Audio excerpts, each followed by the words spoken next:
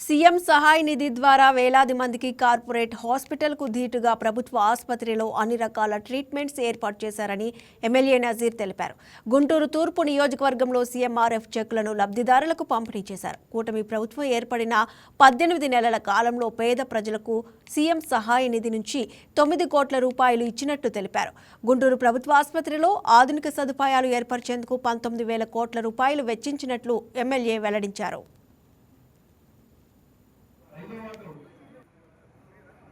గౌరవ ముఖ్యమంత్రి గారి సహాయ నిధి ద్వారా రాష్ట్రంలో వేలాది మందికి, ముఖ్యంగా ప్రభుత్వ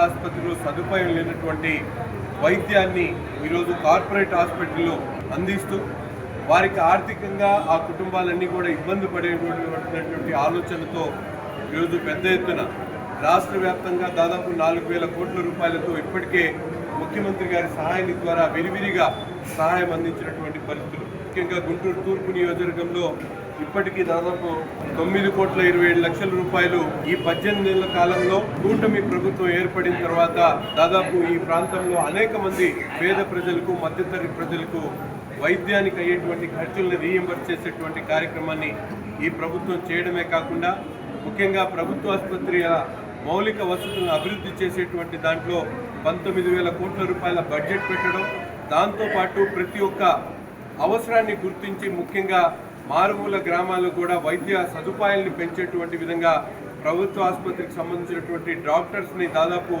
3,000 మందిని సూపర్ స్పెషాలిటీ డాక్టర్స్ని నియమించేటువంటి కార్యక్రమం కూడా ఈరోజు ఈ ప్రభుత్వం చేస్తున్నటువంటి పరిస్థితులు ఉన్నాయి.